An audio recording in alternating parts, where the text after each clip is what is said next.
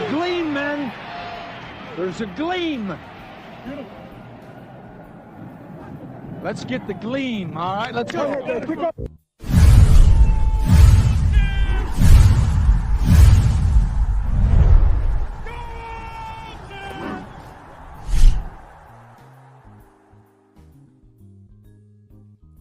All right. Welcome to a special edition of Raw Dogs Radio. I really thought about whether I should make content every Sunday or every other day. But the thing is that, excuse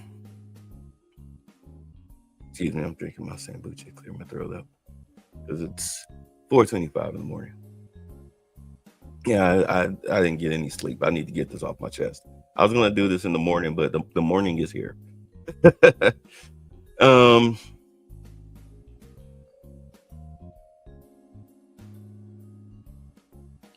In all honesty,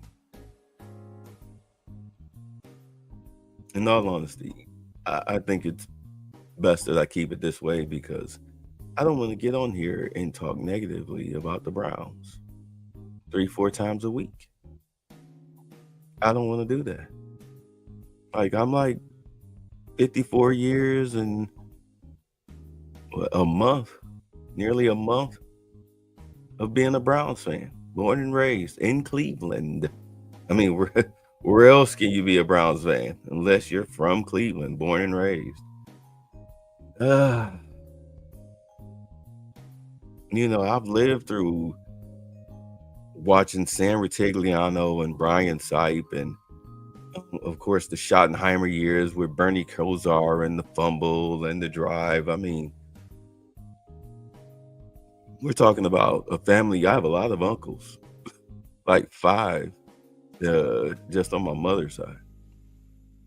You guys are diehard Browns fans, as are, my aunts and my mother. They're diehard Browns fans. We know with Bill Belichick, we knew what he could do.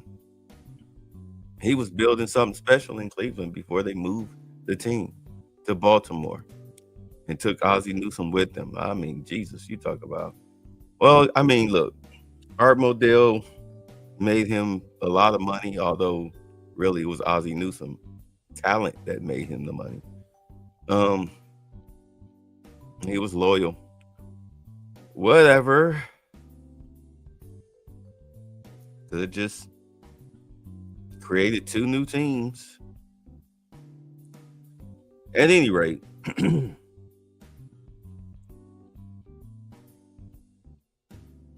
then after that came the no teams and then the bad times. And in all honesty, despite Kevin Stefanski's 2 Coach of the Year nominations, there's only 2 coaches that really stand out when you talk about the expansion Browns. Butch Davis, because he gave them their first playoff appearance. Remember William Green, run, Willie, run. He couldn't run for nothing. All of a sudden, suddenly, by week 11, he exploded. He turned into a good running back, a serviceable running back. He had the speed and everything. But then after that, he was done. I mean, we lived through that. And then, of course, is Greg Williams. Because if it wasn't for Greg Williams, no telling what type of damage would have been done to Baker Mayfield. Because Hugh Jackson, dude, what are you doing? This is a rookie quarterback. You've got a rookie running back that had 3 carries, 154 yards, and 2 touchdowns. And Nick Chubb, that when on his first touchdown run, I thought he was a wide receiver. He was so fast. I said, what wide receiver do we have? I see a 4. Who is number 24? Who the heck is that? That dude's fast. And then he did it again and almost did it again. Oh, Nick Chubb. Wait a minute. Is that the guy that everybody in the media ignored, our second round running back? You know, I mean, they were gushing over him like they gushed. Oh my God. There was no gushing. Baker Mayfield was getting all the gushing, but Nick Chubb was at the airport having some random old man. Hey, aren't you Nick Chubb? Yeah. Like, hey, you know, because he played for Georgia. Hey, good to see you. All right. So you're playing for Cleveland, right? Yeah.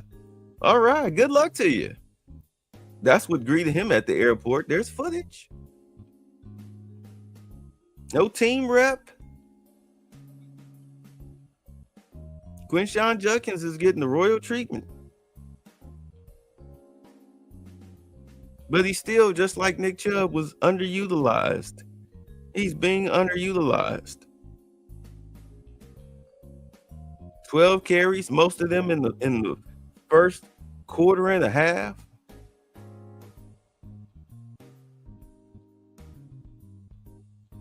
Yeah, he getting 3 yards to carry, but you just keep hammering at it and hammering at it and hammering at it. You've got a rookie quarterback.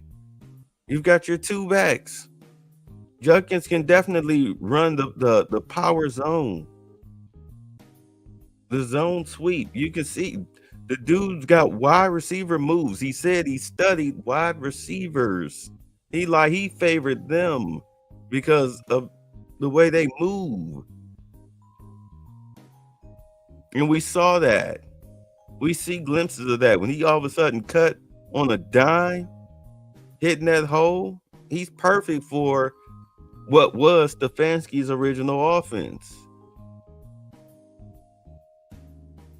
You run that kid till he throws up. What are you talking about? He runs angry and hard. Give him the ball. What are you saving him for? Speaking of which, what is this crap with? Tell me y'all didn't notice this, because I'm freestyling all of this before I lead into the segment. Why was Myles Garrett jersey so clean at the end of that game? The only dirt that you saw was from right here, but when players be holding on to their jerseys or their shoulder pads like this, they get themselves some relief. They just hook their hands. Those only look like the only dirty spots on Myles Garrett jersey. Since when do you take Myles out on certain downs? The $40 million man? Dude, I'm sorry. You're in there till you throw up. We're going to run the ball till the running back throws up. We're going to pass rush the hell out of you, stuff your run, and cause all types of havoc and chaos with our $40 million a year defensive end. That, as you can see, teams put 3 people on him to block: the tackle, the tight end, or the guard, and the back. If sometimes not all 4. And therefore, Mo Collins and Hutchinson and the rest, Graham, these guys can eat. Right, these guys can eat. See, Wright got in there and got that vicious sack. You know, that's how these guys eat. They eat because you take off the double teams off of them. The chip blocks, all of that goes away. Plus, you're very good at stuffing the run. Like, this is why you were taken number 1 overall. You still got, you 8 years in, you can rush the passer. You can get 3 sacks in a row if you really wanted to. Let's just be honest. You could end drives if you really wanted to. Whether they holding you or not, if you really wanted to, if you played angry, you can destroy an offense. Like Lawrence Taylor. That's why Lawrence Taylor, LT. That's who LT was. LT played angry like a mad dog. Where is that in you?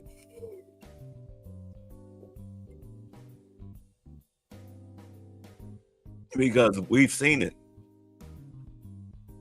Because I'm sitting up here, and the reason why I bring this up, because I'm watching this pathetic excuse of a game where the Steelers just rolled out their helmets and literally did the bare minimum. They just ran the ball down your throat, and then for some reason you had the corner that you just traded for, that just played the game Monday. You got this guy going one-on-one with the Steelers' only receiver worth throwing to, who's looks just as bad as Jerry Jeudy. I mean, that deep ball, that should have been a touchdown, if not a first and goal at the one. All he had to do was just track the ball.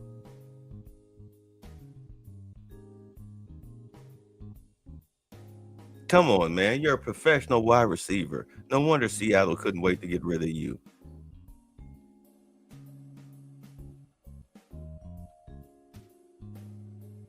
Good Lord.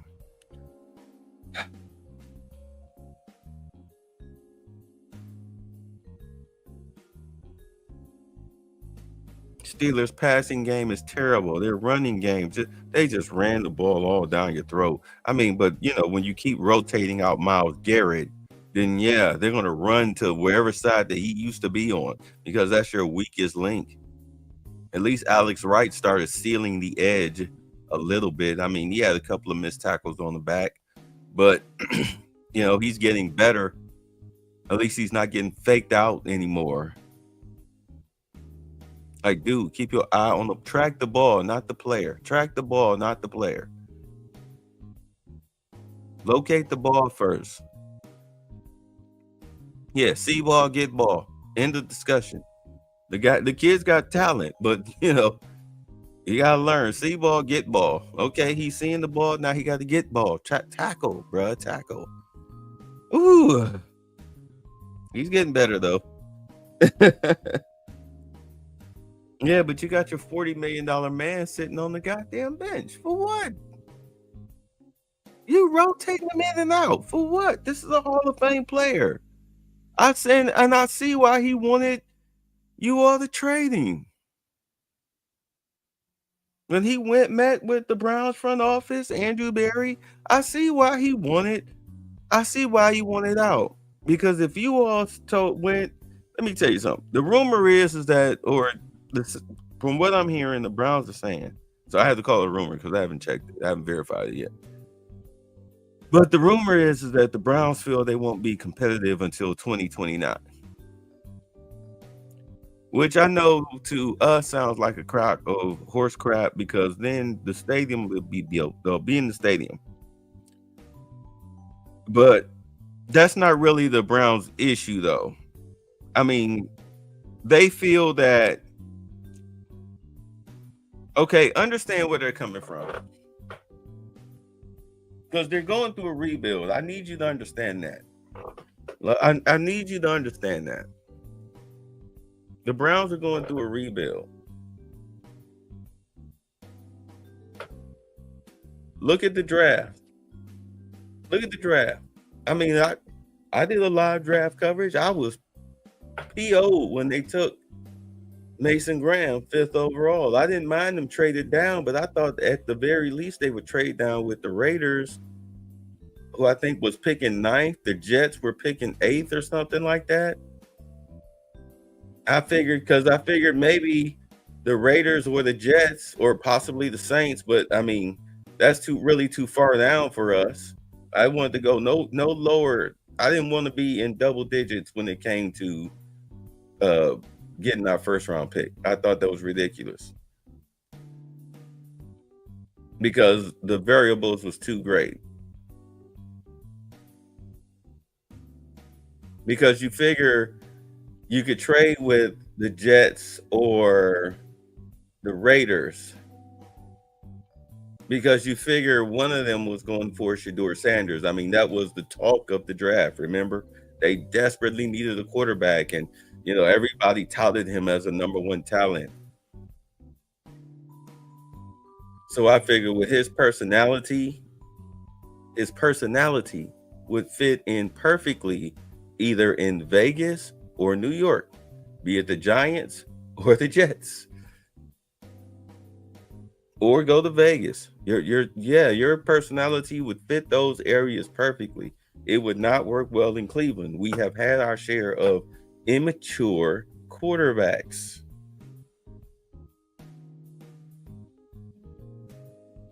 I mean, I'm not even talking about the talent, the personality. You ain't ready to change the. I know. In the speed tickets, I know. But no, like you saw the immaturity in college when he was blaming his offensive lineman for him getting sacked. How many times Riley get touched? Like, dude. And then, of course, then that followed you here, as did one of the very reasons that I didn't want you here. Because you hold the ball too long, you take too many sacks. And most of the sacks that you get, let me tell you something. This is your issue. And I think I know what it is. You don't like to be hit. You don't like to be touched. You don't like to be hit. And I get it. Nobody likes to be hit, but you don't like to be hit. So what'll happen is that when the defensive ends pressure you into the inside, because that's their jobs, where the defensive tackles can clean you up, or the blitzing linebacker or corner, where they can clean you up.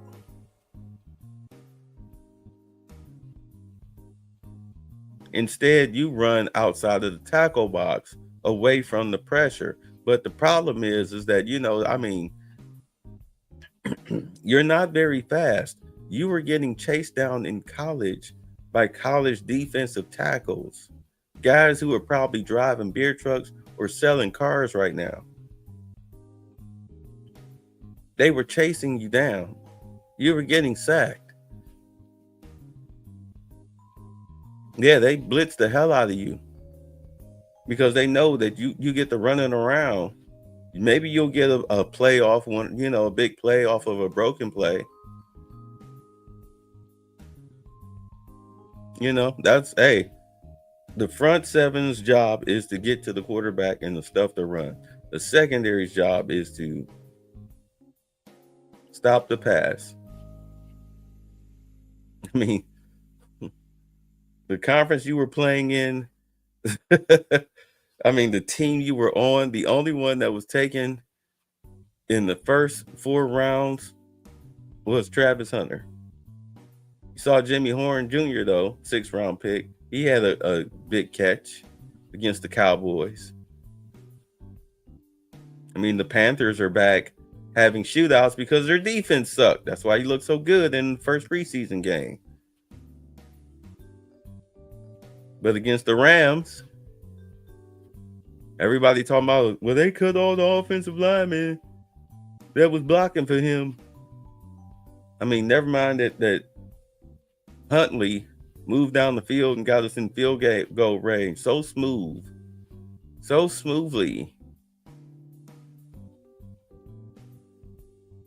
with 2 minutes to play, while you were sitting on the bench because you had been sacked, 5 times? You were 1 out of 4 with an interception. I mean,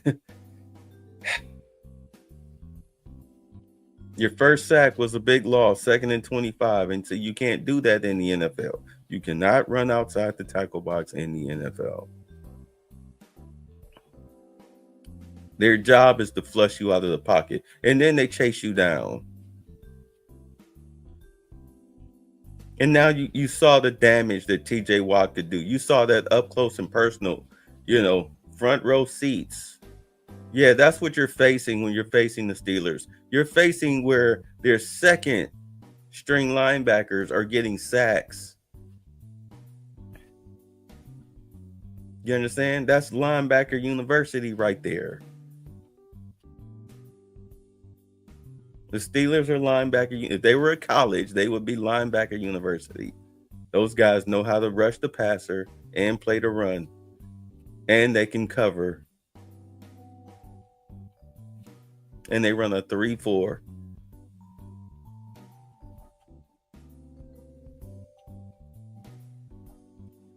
Yeah, I mean, they were just out there tagging y'all.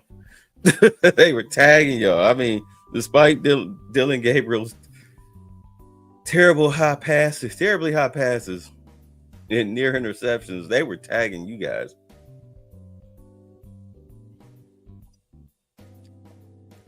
Trust me, boy, you don't want to be out there. You don't want to be out there. I mean, at least in the preseason game, you were stepping up in the pocket, and those third stringers, the guys who were driving beer trucks, maybe somebody may have latched on to a special teams or a practice squad. Yeah, those guys aren't NFL starters that you were going up against. They're not even the second stringers. And at one point, you were so dejected, especially when you threw the pass to the running back. You're able to get it off, and you got sacked. Oh, a Sanders play, and the running back dropped it. I mean, did you not see your number? What would be your number one wide receiver? You do not see how Jerry Jeudy drops passes? Like, I mean, just hitting. I mean, you hit him right in the numbers. Ain't that what he said? Right in the numbers. Not up here, not in the helmet. And they're not looking. You supposed to be in this highfalutin first round pick. Isaiah Bond. God, what, bruh? Where are you going? You can't do that and keep your eyes on me. Where's your peripheral vision? Where's your football IQ? You supposed to spotted your spot, calculated it, and then got your head around towards me within 0.2 seconds, and then you'd have made that catch, and you'd have went right in for the touchdown. It was a perfectly drawn up play. Just that Isaiah Bond wasn't paying attention. And here I thought he was a steal. I see why they hate playing rookies.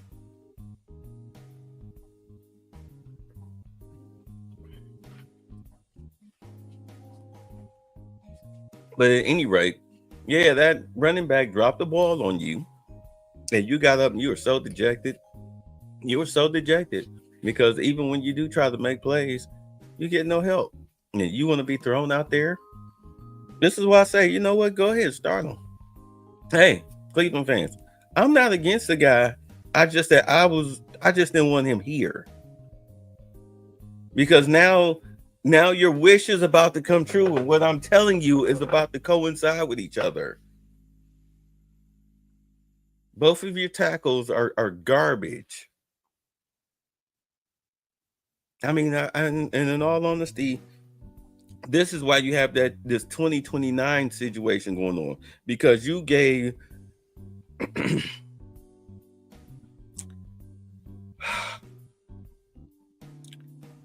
your right tackle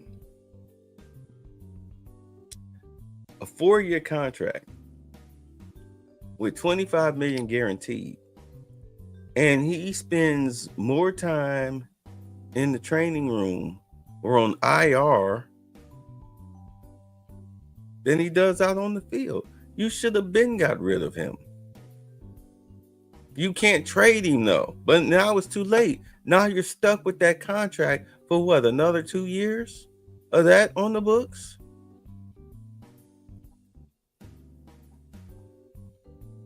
You paying him to what? Get treatment? It's ridiculous. It's ridiculous. You should have been made a move at right tackle. You should have kept Jones over there, in all honesty. I know you found yourself in the pinch. You had to move him over because he did start at right tackle, and in all honesty, he is built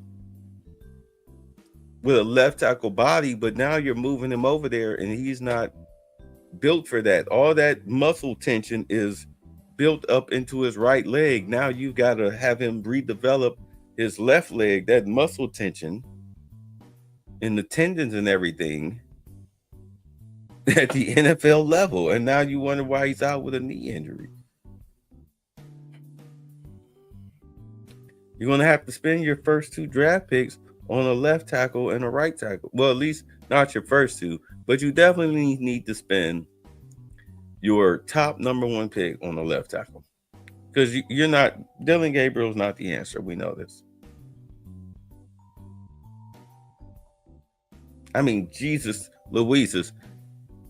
Jed Wills is still a free agent. What does that tell you? And you guys aren't even trying to bring him back. I don't blame you because, man, that dude is a quarterback killer. I mean, the reason why y'all call him Thanos is because he gives you half a block. He blocked for 3 seconds and then his job is done. 3 seconds and then he turn around and watch. Watch quarterback get sacked, running for their life. I know there are times Deshaun Watson wanted to kill him because I saw him do it. I was watching him and I saw him do it.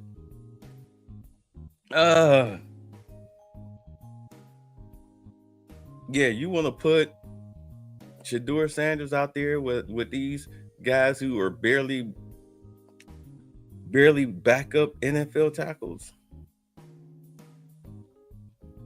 Posick can be overpowered. He's not strong. Bitonio is not who he used to be. And Wyatt Teller is better at run blocking. But even that is showing signs of age. You got to revamp and retool this whole offensive line. You know, you got like at least a good 2-3 years to do it, but you're going to have to spend your number one pick on a left tackle. And then your second number one pick on quarterback. And I have to be honest, though, getting back to the Sanders situation, who I wanted in the draft, I wanted Jackson Dart. Either Jackson Dart, Will Howard, and then, if available, Shedeur. And I guess, we saw how available he is, or how he became. Oh, Lord.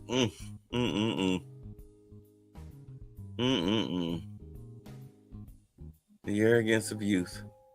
At any rate, I wanted Jackson Dart. This is why I had no problems trading down to at least the 8th spot. Because I figured one of those teams that was trading with me was going after Shedeur Sanders. Let them bid it out, but that's not what happened. You know, but then again, this is what happens when you're listening to other people and not really listening to people who are in the front office's ears. Everybody was playing amateur GM, even me. And we all got it wrong-ish. I mean, some people got their wish. Sanders is on the Browns. And look at what a shit show it is. Look at what a shit show it is. And y'all want him to step into this mess with this offensive line and this crappy coaching staff. But you're going to have to fire Kevin Stefanski. I mean, let's just be honest. Ned Flanders is a nice guy, but I don't want him coaching my football team. Nope, can't do it. I always said that the Browns really wanted to become a winning team, they needed to get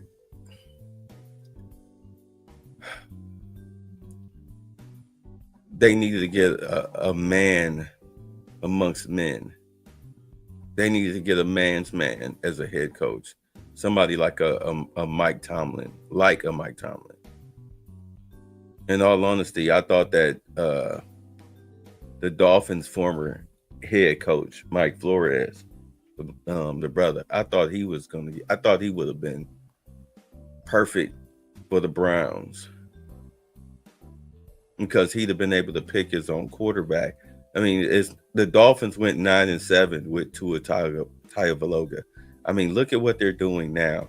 I mean, they had a quick flash in the pan offense. And now, like, they're talking about firing their head coach, who in press conferences sounds like he did a line of coke. What, bro? What are you saying? Yeah, it's one of those situations. The flowers, the trees, and the birds and the fleas. Like, what? What? Wow. Anyway, let me stop. No, but yeah, so I mean, I think McDaniels got the best out of Tua that he could get out of him, but once the defenses clamped down on his balls deep offense, it was over. All right, he is not a 10 to 15 yard quarterback. He's just not.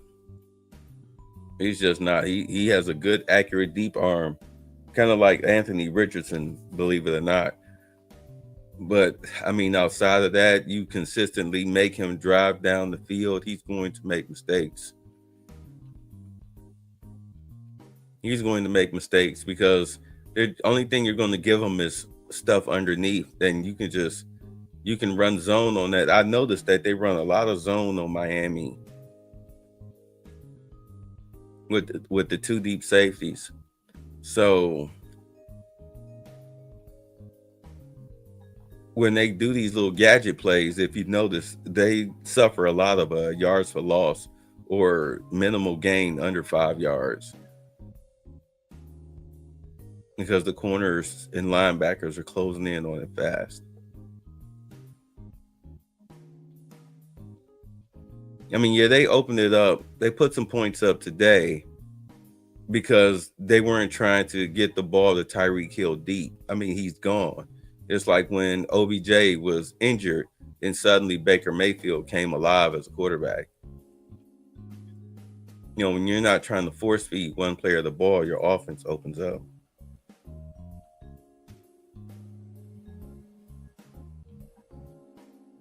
But, you know, yeah, so it looked like he had a good day because of that. But, I mean, overall, the Dolphins are just... But I think with Brian Flores and Quinshon Judkins, and even Ford, in all honesty, I think Ford could spell Judkins, at least for now, till you get another back in there. Because, I mean, Sampson seems to be the only rookie that's flamed out. You know, I mean, we all agree Dylan Gabriel would make a good backup, and we don't know what we have in Shador, but we're about to find out, aren't we? I know I'm all over the place. I mean, it's 4:57 in the morning.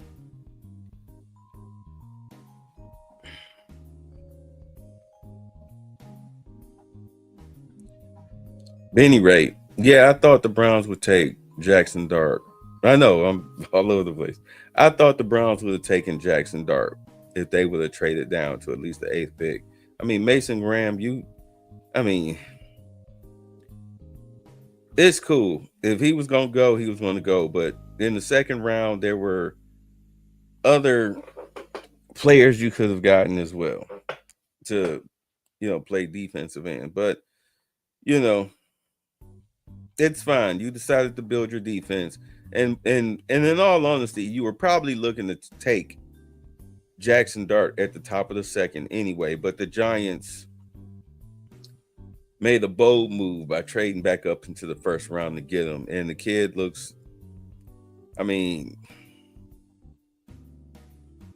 love to compare quarterbacks to Joe Montana because I think he's the best ever. Because he has a rhythm to his game. Plus, he's the first one to really, the second one to win 4 Super Bowls. Terry Bradshaw did it first, then came Montana. But Terry Bradshaw mainly rode the coattails of his defense. We know that, for at least first couple of years.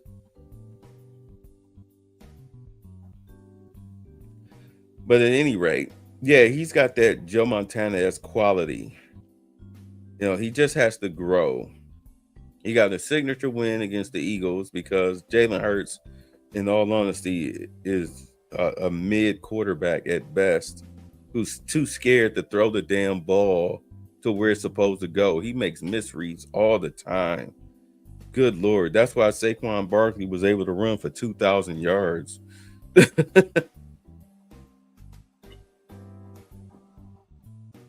If your offense is balanced, you don't have a 2,000-yard back. At any rate,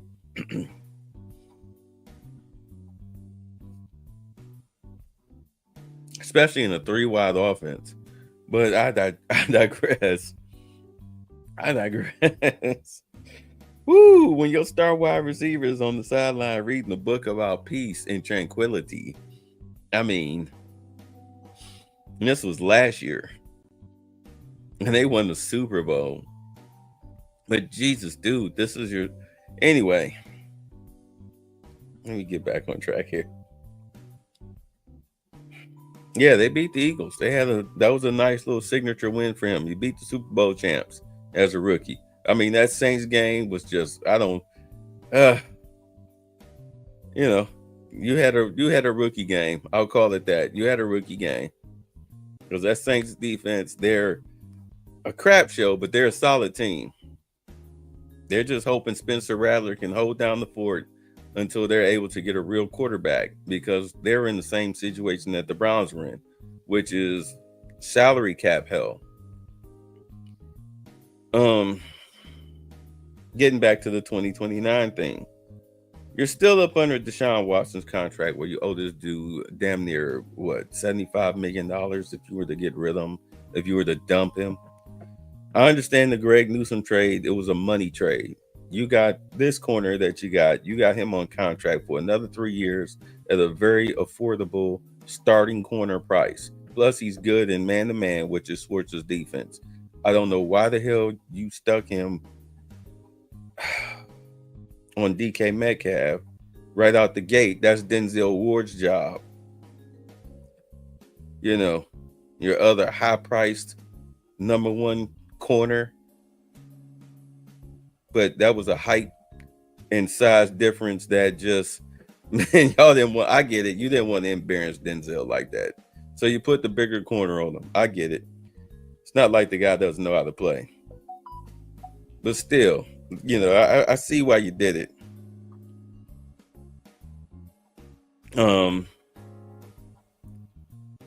Yeah, you got Denzel's contract. You got Myles Garrett's contract. The albatross around your neck, of course, is the Deshaun Watson contract, and of course, your right tackle's contract, that guaranteed money, and then of course, like a moron, you gave Jerry Jeudy a guaranteed contract. You guaranteed about $25 million, if I'm not mistaken. You gave him wide receiver number one discount money, but the thing about it is that this dude cannot catch. He had a magical season trying to prove himself, trying to prove the haters wrong, and he had the perfect quarterback throwing it to him in Jameis Winston. And thank goodness you wound up letting Ken Dorsey call the plays, because he was bombs away. In that Denver game was a masterpiece. That was a masterpiece in routes, how to open up your offense, take advantage of matchups, because Jerry Jeudy was eating up some guy who was like the third string cornerback, who was probably, I think he was coming back from injury or something like that. A rookie. Jerry Jeudy ate him alive. That's what a good offensive coordinator does. They don't run a dink and dunk offense. I get it that you got a rookie, but at any rate, as a starting wide receiver, you should not be getting hit in the chest with the ball and dropping it. You're supposed to make those diving catches. This is what we pay you for. But good Lord, Steve Smith was right about you. Go ahead, throw Shador out there. But you've got that contract. And, you know, you really do need to tell Andrew Berry, that is, if you're going to keep him, stop giving out guaranteed money like that. No, don't increase their contract size. Start giving these people incentive-laden contracts. But you don't get it. They don't want to play here. Well, then they don't have to play here. Didn't you tell me you were going to build this team through the draft? You finally have a good draft. Finally got you a good draft. You got a defensive tackle, a linebacker, a running back.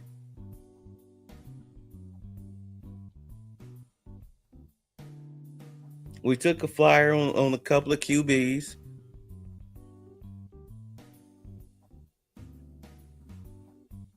You know, not so sure about the Samson kid. Maybe he needs to develop, but he's horrible. He's barely a receiving back.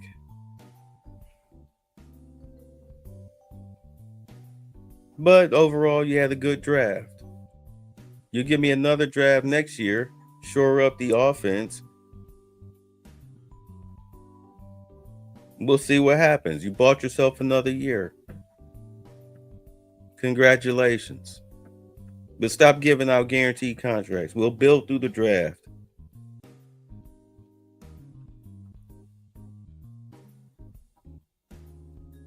Get the picks right. Stop giving out guaranteed contracts. But yeah, that's why you trade down with a Jacksonville and you get a couple more picks because you have to build through the draft. These contracts, because I get the feeling they're going to dump Deshaun Watson. They're going to eat that $75 million. That's why you see them trading. That's why you see them trading a Greg Newsome and a Joe Flacco. They're probably going to get like the second or a top 5 5th round pick along with theirs. So you have 2 5th round picks, high 5th round picks, because the Bengals aren't going anywhere this year. Their season is done. I don't care if Joe Flacco threw 2 touchdowns. He still looked like old man Joe Flacco out there. It's just that Jamar Chase. I mean, did you see the catches he made with Flacco? The 1 touchdown. I mean, geez. That's talent. That's an NFL caliber wide receiver. They make the hard catches look beautiful.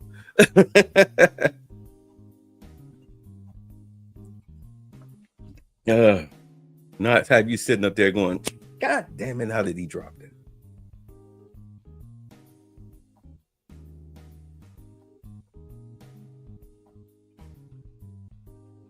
Yeah, you're gonna have to do that. You're gonna have to rebuild that wide receiver room too, because Tillman is not it. Isaiah Bond, good Lord, I mean, kid's got talent, but he is not. There's no way in hell. They misevaluated him when they had him slated as a first round pick. No, he 5th, 6th round.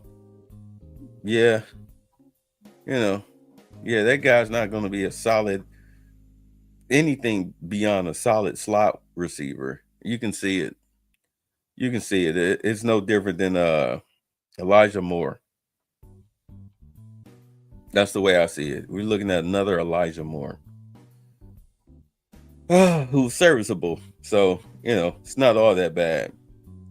It's like a number 2 or number 1. No, you can forget that.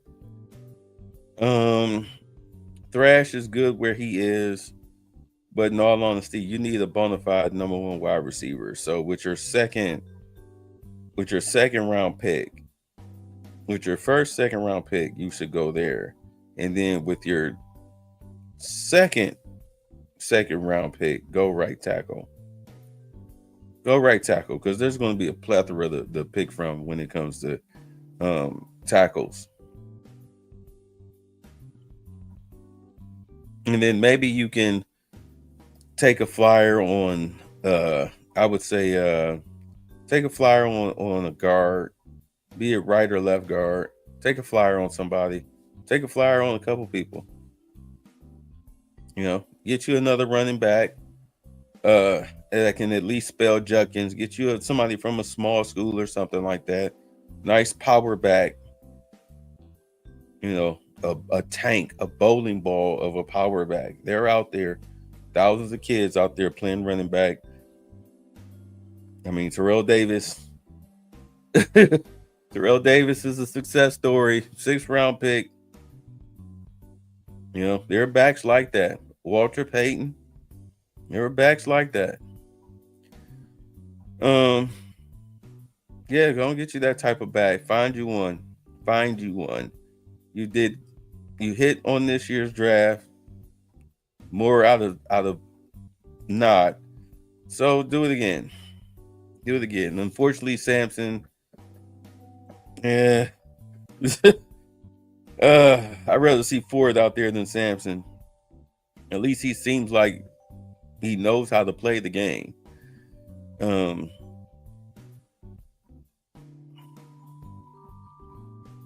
Yeah, I figured that's how you're really looking at it. You're spending your 4 picks, left tackle, quarterback, right tackle, or wide receiver, then right tackle.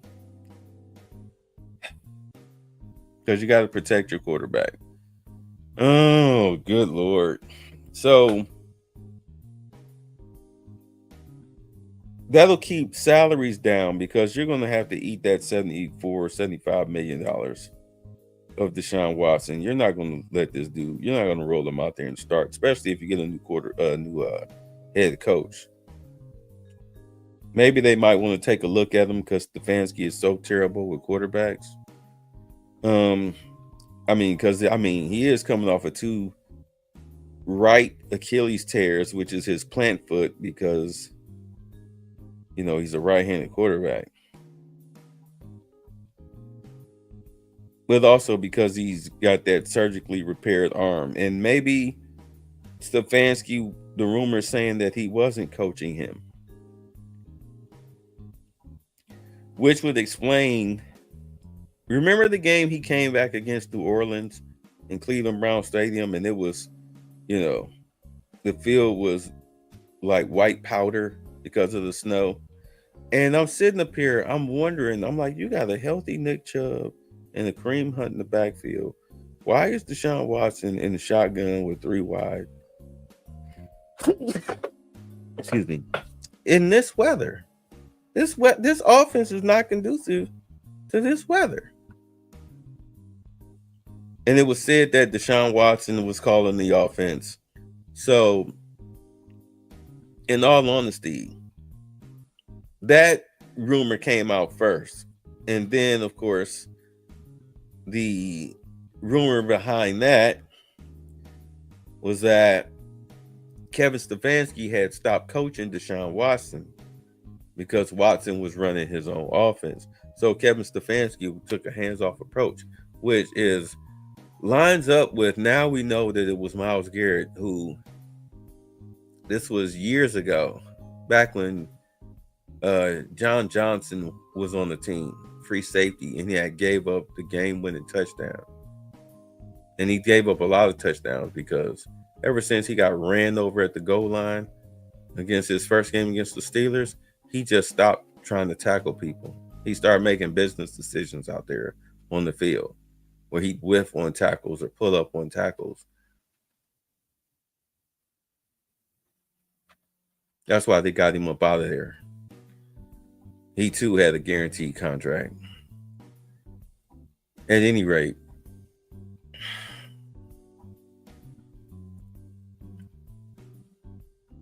somebody that I now believe to be Myles Garrett, after that game, when they went to the locker room, before they got, as soon as they passed the door, they just screamed out, "No effing leadership. No fucking leadership." They screamed that out. And I'm thinking the only person with the cojones to yell that out in the locker room and not worry about being challenged is Myles Garrett.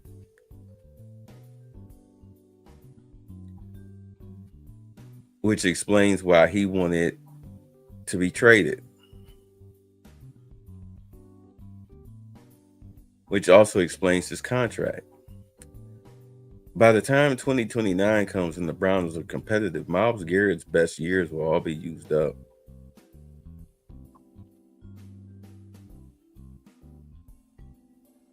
He's talking like 4 years from now. He's then been in the league 8 years. He's going to retire a Brown. He's going to the Hall of Fame as a Brown. And it's costing the Browns $40 million a year to make that happen. Of course, again, I don't understand why you got him on rotations. Stop saving the man. God damn, he's not a Snickers bar. All you're doing is frustrating him. But I get it. You need to trade off assets. You're gonna have to get rid of Jack Conklin because I mean, in all honesty, Jack Conklin is getting rid of himself.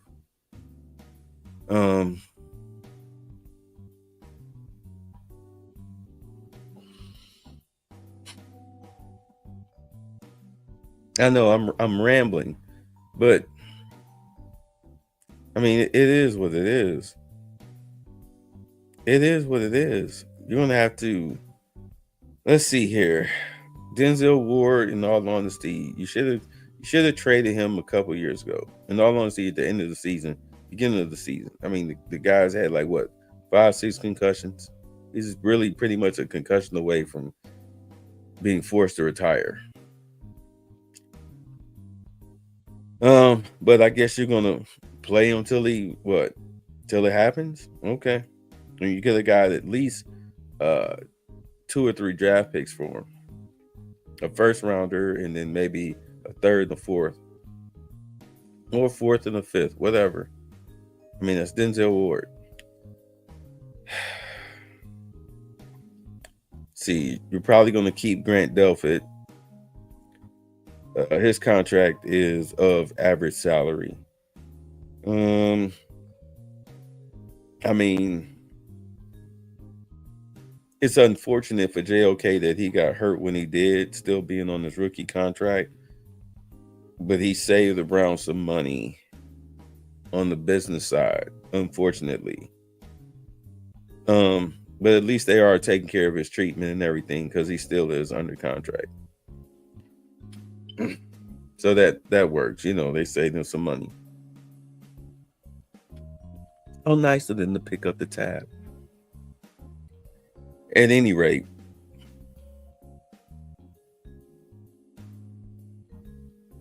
eventually Bitonio will retire. Wyatt Teller he'll probably get old to the point where you'll probably trade him and get some value for him. That is, if you pick 2 guards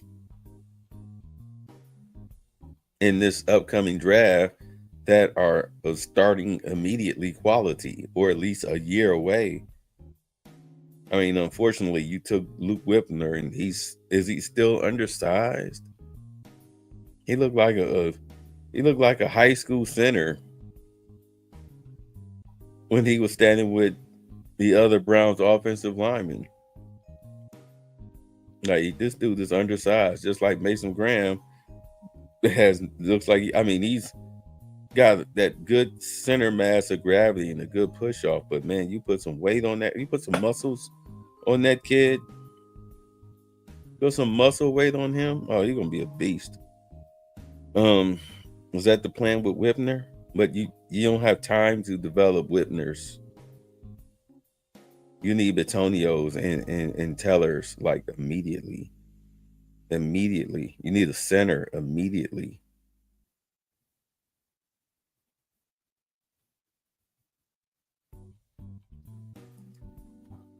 If Whipner is passing a certain strength test, then okay. To where he can handle a nose tackle or a defensive tackle. Cool. Put him in there. If not, if he's still getting pushed around with one hand like he's a little boy, then hey, more steak and potatoes. And we'll also look in the draft or possibly free agency. Trust me, these players need jobs. They may not want to come here, but they need jobs. Give them a standard contract with some incentives that they could probably earn, some easy stuff. 50 catches this year. Yeah, $2 million. Something stupid like that. Yeah, they'll play. They'll play, and they'll play for that money too. The worst thing you could ever do in the NFL was guarantee a contract when you should have just kept it incentive laden. But I digress. All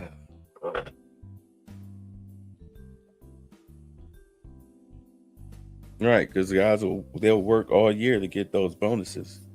They'll play hard all year. He'll be a winning team or a losing team. They will play to get those bonuses if it's important to them. But a guaranteed contract, you start tuning out week 5.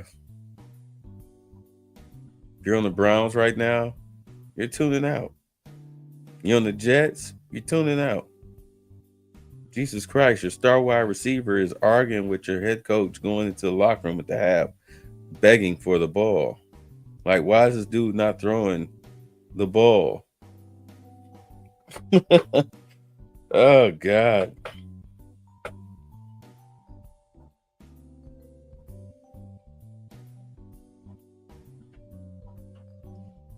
That's why I thought for sure the Jets would have taken Sanders.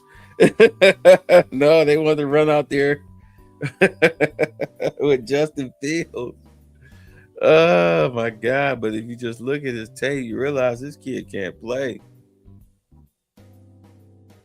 Not a starter. This kid is not a starter.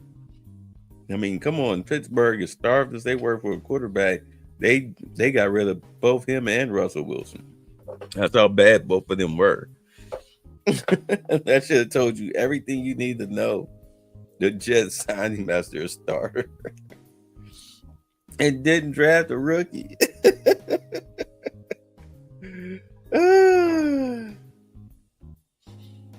Mm-mm-mm.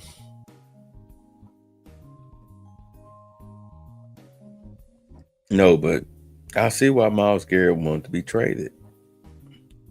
He went in there to the front office. They told him the plan. Like, look, they probably told him this 2029 stuff. He was like, well, you know what? I want to be traded. Like, well, we'll pay you $40 million to stay here because, I mean, without Myles Garrett,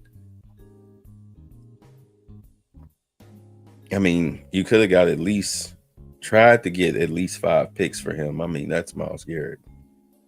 That would have been my starting price. Trust me, a sucker would have taken it. A sucker would have taken it. They'd have tried to give up any number of combinations. But my whole thing is that I wanted at least 2 ones.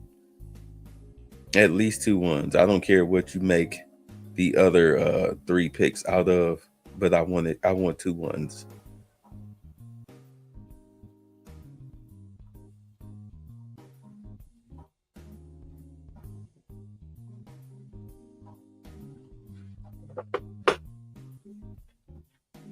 May the best team win. I'd have traded him. I'd have traded him. I mean, of course, it would have killed your cap, but that's what you're doing, right? But without him, you can't get butts in seats. Because without him, you have nobody. Who do you have? Denzel Ward? Denzel Ward doesn't put butts in seats. Quinshon Judkins, though, puts butts in seats. But the draft capital that you would have gotten out of that, I mean, the dude's been in the league 8 years. He's probably got another 4 left in him.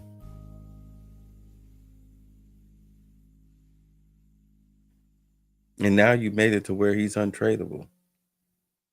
And you're talking about 2029 because of a cap situation? You did this to yourself. You know it's going to take you about a good 4 years, probably 2 years to get out of the salary cap hell you created for yourself with the Deshaun Watson contract and the Jack Conklin contract and the Jerry Jeudy contract and the Myles Garrett contract.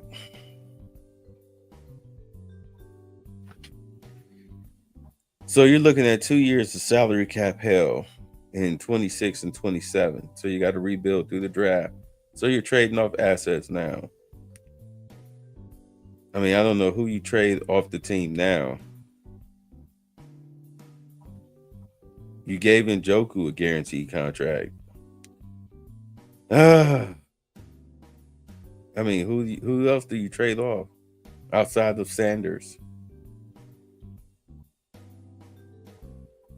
Because now that people have seen Gabriel, nobody's going to want to trade for him. So you're stuck with him and Sanders. So what's it going to be? Call Tyler Huntley back? Trade Sanders, call Tyler Huntley back, have him as the backup. I mean, he looked the most professional out of all the quarterbacks that was on the roster that played in the preseason. He looked the most polished.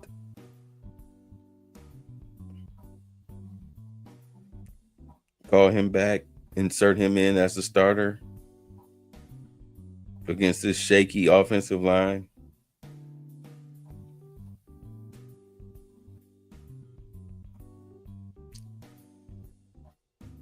Two years of salary cap hell and 2 years of player development. We're really 4 years, 5 if you count this one. So let's count this one. 5 years of building through the draft and having player development, and then by the time 2029 rolls around, you'll have a team that's ready to thrive and go. So you're looking at a 5-year plan, a 5-year rebuild. This is exactly what it is. Let's just be honest. This is exactly what it is. It's a soft rebuild. With Andrew Berry, who has a horrible draft track record, but for some reason he hit it out the park this year. I wonder why that is. Whatever scouts he's listening to this year, keep listening. whoever you were listening to say, yeah, get these are the guys on the draft board. I mean, Gabriel will probably, like everybody says, he'll be a good backup. He's a serviceable backup. You know, he's not definitely, I mean, he can play at this level, but he is not an NFL starter for nothing. I mean, good Lord.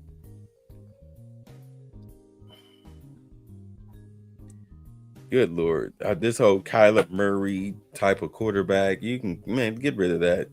Even Kyler Murray's a loser out there in Arizona with that. That dude sucks. But at any rate, I'm getting off track.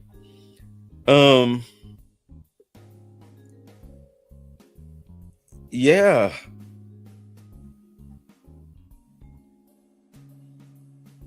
You get Huntley in here to finish off the season, you'll at least get some type of professional quarterback play, and it won't become a circus. That is if you trade Sanders. But if you don't and you put him out there, you still need 3 quarterbacks on your active roster. So if you put Sanders out there and then he starts showing his immaturity after getting sacked and chased around the field and having Jerry Jeudy drop his passes when he's able to get them away, I mean, yeah, go ahead and just sign Huntley. Get ready to get him up to speed. Maybe he can pull a Joe Flacco. I mean, I doubt it, but hey, it's better than the clown show that you've been putting on when you started Joe Flacco the first 4 games. And you really can't let it get any worse.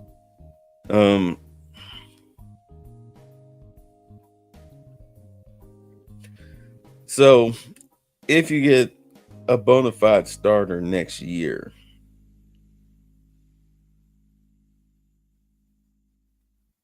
I mean, unless he just shines in training camp, I'm pretty sure you're not going to start him. But then again, this is all based on if you get a new head coach.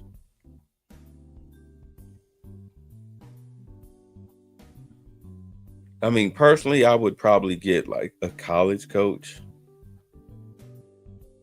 You know, since you're going to be dealing with a bunch of rookies or whatnot, you probably want to get a college head coach or a head coach, a coordinator who is elevated from a college. Wound up, oh, okay, this guy's a decent offensive coordinator in the NFL. He's an up and comer. Yeah, you bring him in. Maybe keep Schwartz on the staff.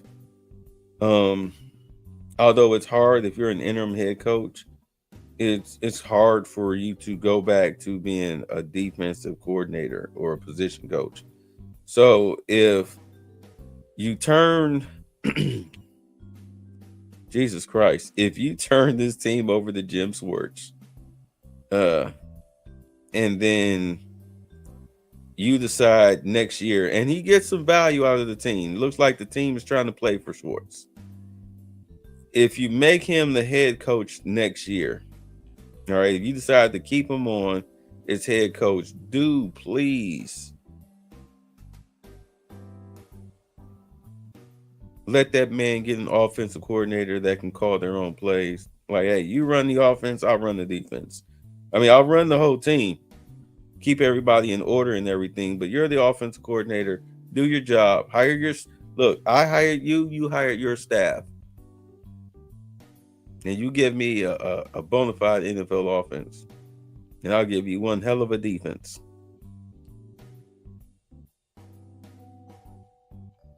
Do that. Do that.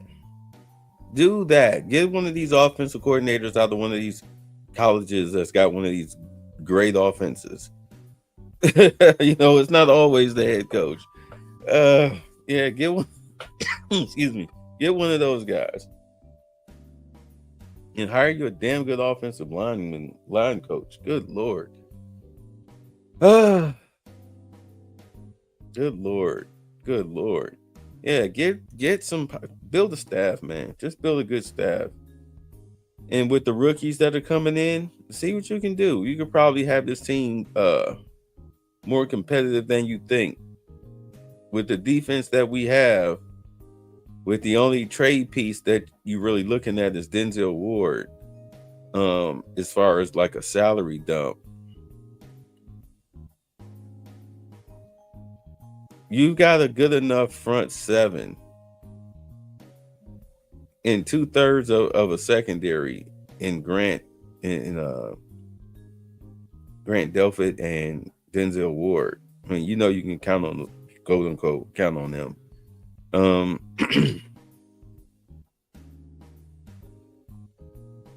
Yeah, you don't have to worry about the defensive side of the ball. You traded Newsome, but at least I got somebody that's a better fit for my system. All right, just got to get them acclimated to the team. Unfortunately, you know, I can work with these guys. My defense, as far as I'm concerned, my defense is set. You build your offense. You give me a serviceable offense, I guarantee you we'll win games, and we'll develop these players. You got a first-year running back, a fresh new offensive lineman, a shiny new wide receiver. Let's go.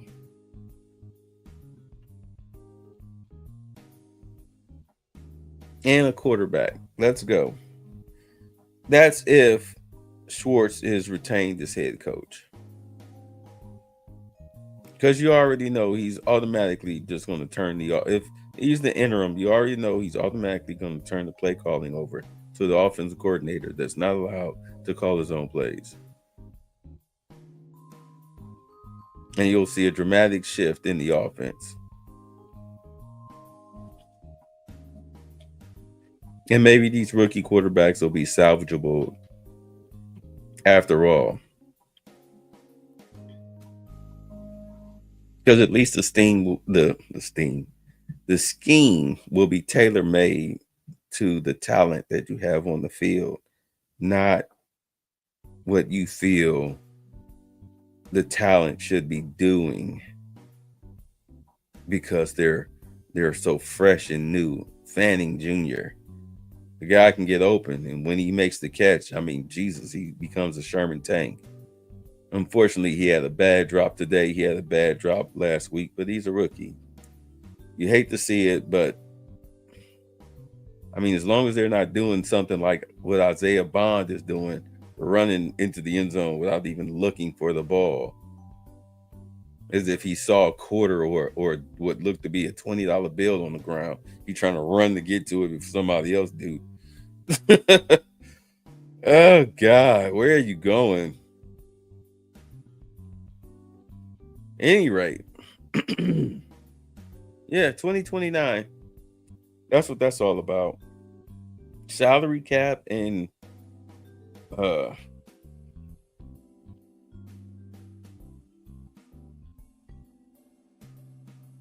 Teaching the rookies how to play professional football, developing rookie quarterbacks, developing rookie players, young players. Oh my God. No, but let's go to, I know, let me stop rambling. I wanted to go to this earlier, but my feelings on this whole Brown situation, I'm just sick. Let's hear what Myles Garrett has to say. How do you process? I know we're watching. It's tough. That's all I can say. Yeah, because the process is not processing. He asked him, "What's can you tell me about the process or what's going on?" And like it's tough. What can I say? When you look out there, you guys are a team in transition. Obviously, there's so many young guys out there. How hard is it? Everybody fought so hard. But how hard is it to come into Flanders, play against a veteran, aggressive football team with really so many young guys? I mean, no team's going to care that we have young guys. Guys around the league, young or old, are expected to make plays, and we had young guys step up and do that. But there's no expectation of you when you come in. There's less expected of you or more expected of you. The job is to win, no matter how old you are. Right. It's not the rookies. Look, it's not the rookies' fault that they lost the game. It was coaching. I mean, I'm not about to go on another 40-minute tangent, but I'm just saying you had your best shot. You had a 1st and goal inside the 5-yard line off a pass interference play. And instead of lining up Judkins behind your defensive tackle turned fullback and just imposing your will on the Steelers defense, who have been imposing their will on you all day, this was your chance for some payback, because Judkins is going to grind into whatever is in front of him like a drill until the ref blows the whistle. We did that on 3-4 straight plays. But see, then Kevin Stefanski had to be Kevin Stefanski by trying to be the smartest guy in the room by calling passing plays. What are you doing? Like I said, Judkins had 12 carries. Most of his carries were in the first quarter and a half. I mean, Dylan Gabriel threw 59 passes. Well, he had 59 dropbacks, with six of them being sacks. So 53. He threw 53 passes and had a so-called fumble that was called back. He threw 53 passes. No interceptions, luckily. Just Njoku getting the crap knocked out of him, bouncing off Isaiah Bond's head, throwing it into the stands. I mean, 53 attempts for a rookie quarterback. You're supposed to win in there. I don't care if you were to put that defensive tackle back there all game.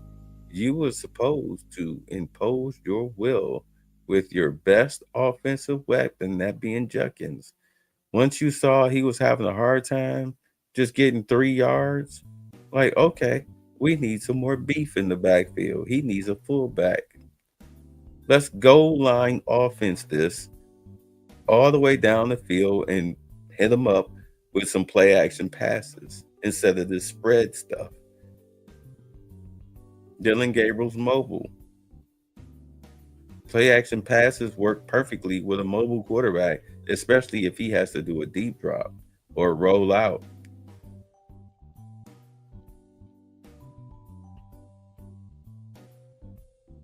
No, he almost hit Jerry Jeudy with a perfect rollout to the left pass.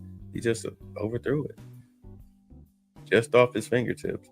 I mean, it wasn't no guarantee that Jeudy was going to catch it anyway, but, just another foot and a half inside.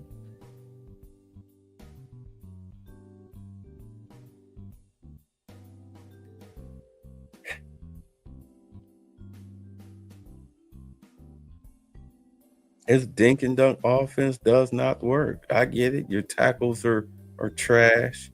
You're starting a rookie quarterback. You only got a half of a good wide receiver. At least you've got 2 tight ends.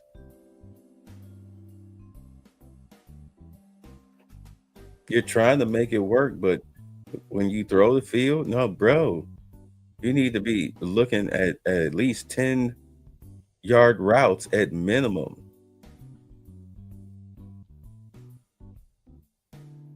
You want to be captain check down? That's fine.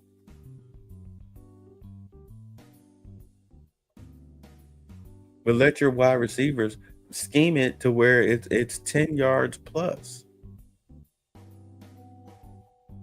Or at least within 5 to 10, but scheme it where it's at least 10 yards plus. Open the offense up. Back them up. That's how you get them out of the box. You didn't even take any deep shots downfield just to back them up a bit.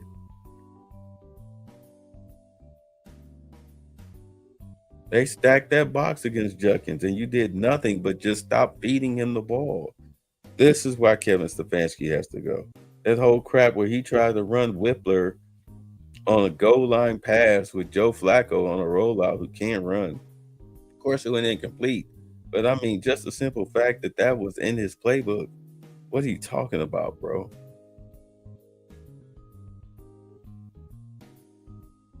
I see why Myles Garrett is exasperated. I know you say obviously you win as a team, but it seems like every game the script is kind of the same. Where the offense really represents the ball. And there's a little more frustrating with people to kind of deal with that was the final. Yeah, it's frustrating. Yeah, it's frustrating. To lose the same way every time, it's frustrating as hell. Along those lines, Miles, what role are you playing in trying to keep the locker room positive more than last year too? Got to continue to be the same person every day. Coming in, working off, showing guys, what it's like, what's expected of you to be a professional, and a man of character. Come in and just be who you are. Don't let the environment or the situation define who you are.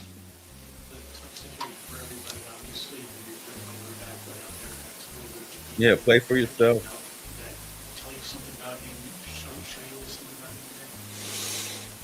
I don't think anyone had any misunderstandings of who he was as a player and a person. He has a lot of heart. He's tough as hell, and he knew that it was going to be tough getting through this game because they're going to send a whole bunch of looks, a whole bunch of blitzes, and they have some really good rushers over there. So I'm not surprised that he got up every single time. That's just the man he is. What do they do, Miles, to neutralize you, but you didn't have a sack again? Was it just Aaron getting the ball out of his hand, double, triple teams thing, or did they try anything new today? No, the script's pretty much the same. If you want to, stop us to the D-line front, they got in chunk formation. They chipped, he got the ball out, as quick as possible, and there weren't a lot of situations in which even if I was running, that I could have got there. So I think that was a situation for all of us. The way he was getting it out or sprinting out to the other side. He moved behind the line of scrimmage more than he has in the last couple of years, and that wasn't by mistake. When you watch their pass rushers able to get after it because they have a 2 or 3 score lead, what goes through your head? Must be nice. Wow. That was the quote everybody was talking about. Must be nice. Must be nice. Not with this offense. At 1-5, what can you say to your guys? What can you say to that locker room about how to put it back together and move forward through this? Put it back together. I wouldn't say we have any broken men. It's just a matter of being that same person every day. Don't, like I said, don't let the situation define you. Continue working on your craft, and stay together. further apart we go, the worse the outcome will be. So only grow tighter as a team. No trust and lean on your brother, and then we'll find our way out of it. Yeah, that's what I meant by play for yourself. Like, play for your own pride and dignity, not pray, but play for your own pride and dignity. Get out there and be a professional. Don't be out there all sloppy, missing tackles and all that stuff. That's how you find yourself out of the NFL, because of the bad tape. Eye in the sky don't lie. Beginning of your career, rookie years, so you're obviously, how did you, thinking about the guys, and how did you avoid letting the wrong habits from that situation? How did you emerge from that so you continue to Well, I mean, wins and losses. You got to learn from the losses more than you learn from the wins. The wins you're riding high, and you can't expect to, really, take a lesson from that. But when you lose, you have a time to, reflect and look in the mirror, see what it took to get to those wins. Who you are, and know what you missed. So that, and plus having a great vet in Joe. Joe Thomas was, pivotal in, becoming the rusher that I am, the player that I am, and helping me be just an all-around good person. With the discipline that he came with every single day. We're going to take two more. Joe Thomas, I remember throughout all those many losing years, talked about just how hard it was to continuously fire himself up over and over and over again. Do you find yourself getting to that point where you have to dig even a little deeper to try to find within yourself to keep going as hard as ever? Yeah. Wow. He said yes. He's exasperated. The brother's exasperated. And like I said, because of this contract, he'll more than likely go into the Hall of Fame as a Brown, but he'll have nothing to show for it. As far as outside of that one playoff win against the Steelers. I guess that'll be a fond memory that he'll have over everybody else. We beat the Steelers in the playoffs with Kevin Stefanski on his couch. We smoked them. Wow. Like, why didn't we do this sooner? Should have happened at the end of last year, to be honest. But, we don't own the team. And I get trying to have consistency and everything, but it's been so inconsistent. You win 2-time Coach of the Year because those were the 2 years that you were able to get the Browns in the playoffs. That's a miracle.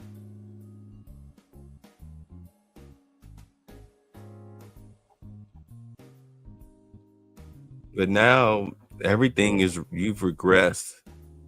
You've regressed. You turn the play calling over to I gotta forget his name, but the offensive coordinator that was here last year, that's now down in Dallas, and he's their offensive coordinator, and their offense is riding high.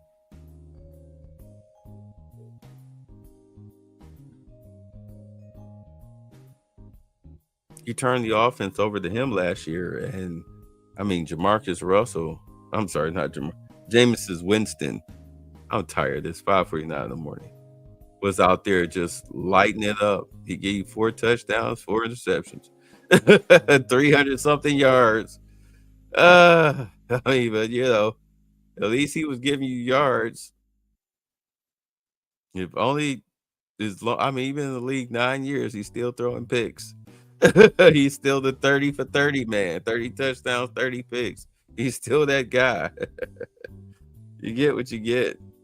At least you were moving the ball downfield. To now you don't do that at all. And I get it. Baker Mayfield, he ran himself out of town here, but if you were a man about yourself, you would have put him on IR and told him, no, kid, look, you're guaranteed to be here next year.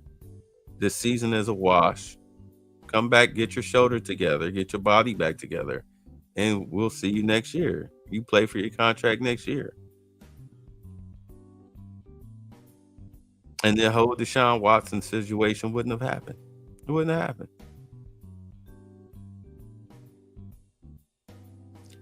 But it is what it is.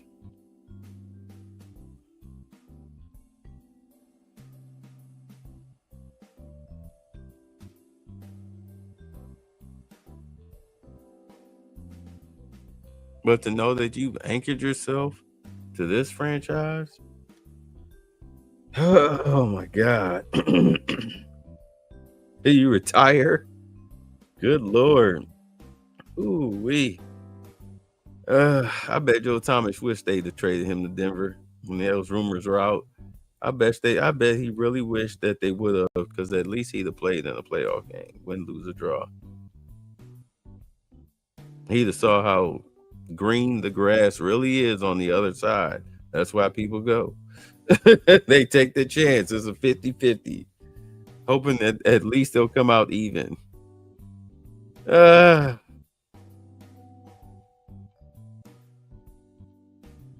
This is bad. This is bad. This team won't be competitive until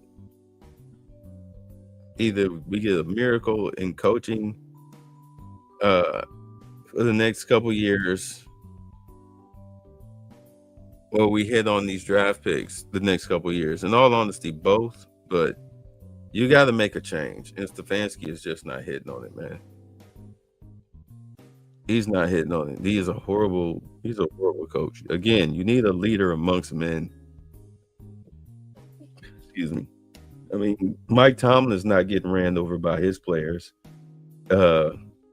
You know damn well that Harbaugh is not getting run. Both Harbaughs are not getting run over by their players.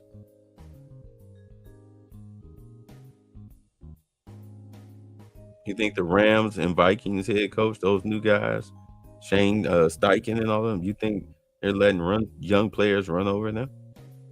No, they're putting their foot down. They're putting their stamp on the team. This is their team. Sure, you want to let men be men, but at the same time, you know, these are football players. These are athletes. They need structure. It's like they've been playing this game since they were kids. They know what the structure that football brings them, especially if you have a good coach that's into discipline and order. But when you have a head coach that's not even coaching his $238 million quarterback,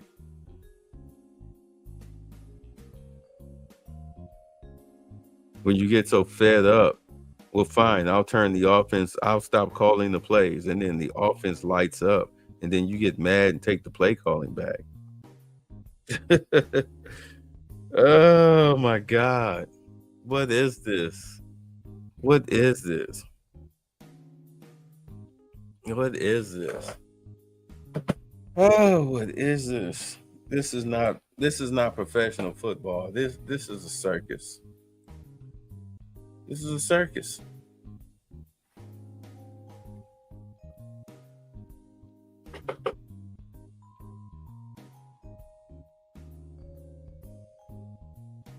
I don't need Ned Flanders coaching my football team. I just don't. I don't. I need Gunnery Sergeant Hartman, your senior drill instructor. Full Metal Jacket for the reference.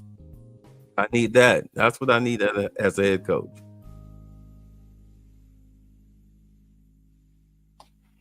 Jesus. All right. Let's get out of here. Y'all be careful out there. I mean, we just want volunteers, not hostages.